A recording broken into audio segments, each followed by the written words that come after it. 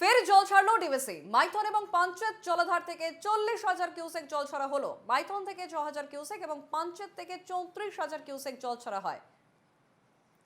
আবারও জল ছাড়লো ডিভিসি। ইতিমধ্যেই ডিভিসির জল ছাড়ায় প্লাবনে ভেসেছে বাংলা, এমনটাই অভিযোগ করেছিলেন মুখ্যমন্ত্রী। এবং ফের জল ছাড়লো এই আবহে ডিভিসি।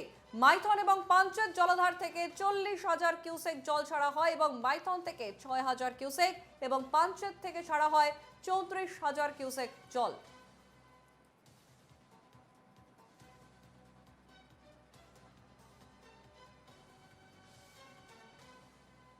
আমাদের সঙ্গে ফোন লাইনে রয়েছেন আমাদের প্রতিনিধি সৌমিত্র গাঙ্গুলি। সৌমিত্র, আবারও ডিভিসি জল ছাড়লো এবং মাইথন ও পাঞ্চেত জলাধার থেকে প্রায় মোট 40,000 কিউসেক জল ছাড়া হলো। একদমই, দেখো তোমাকে আমি জানিয়ে রাখবো যে জল ছাড়ার পরিমাণ ডিভিসির মাইথন জলাধার থেকে কিন্তু 6,000 কিউসেকই রয়েছে, যেটা আগামী দিনেও ছিল, মানে গতকালকেও ছিল, সেই 6,000 কিউসেকই রয়েছে।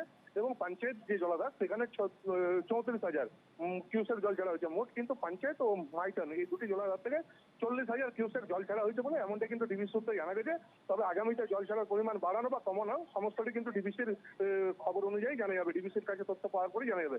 তবে অতি ভারী বা কোনোরকম ভাবে যদি ঝাড়খণ্ডে বেশি বৃষ্টি হয় তাহলে সেক্ষেত্রে কিন্তু যে ডিভিসির মাইথন জলাধার ও পঞ্চায়েত জলাধারে এই দুটি জলাধারে যদি জল আসে সেক্ষেত্রে জলস্তর যদি বেড়ে যায় আবারও কিন্তু ডিভিসির মাইথন ও পঞ্চায়েত জলাধার থেকে ডিভিসিকে জল ছাড়তে হতে পারে।